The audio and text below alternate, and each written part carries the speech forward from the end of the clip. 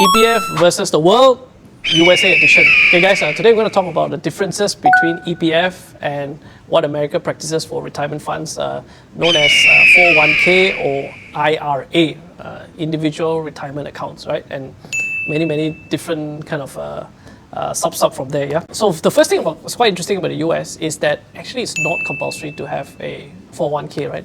I guess that's why they call it land of the free, right? So you get to actually decide. So number one, it's not compulsory. So number two, you negotiate with your employer how much they contribute and how much you want to contribute.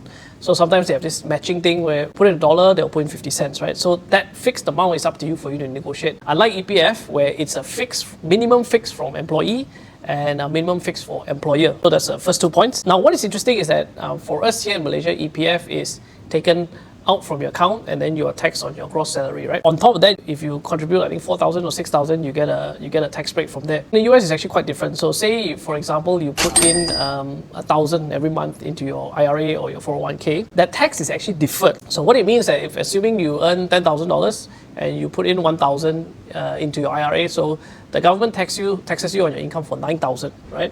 However, this 1,000 that goes into your retirement account, when you do your withdrawal, then it's then taxed. When you do your withdrawal at retirement, it actually gets taxed.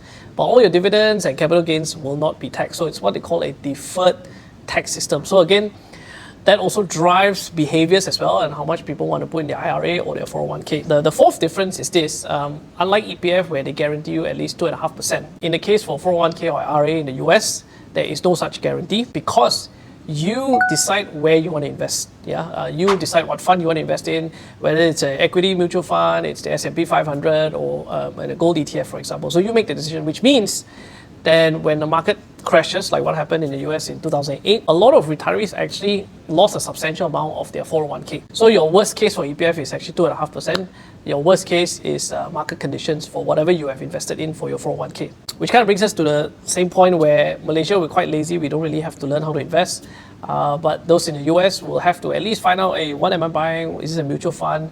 What am I investing in? What's the risk? Yeah, so it kind of motivates you to be more investment literate. And of course, you know, the last and final one, unlike EPF decides how much they put in bonds or fixed income, how much they put in equities, local and foreign, and so on and so forth, right? So EPF makes that decision for you as a member. In the case for 401k or IRA, you make that investment decision yourself. Yeah. So those are the 5 main differences between IRA, 401k in the US versus EPF. I hope you guys learned something from this video. Thanks for watching.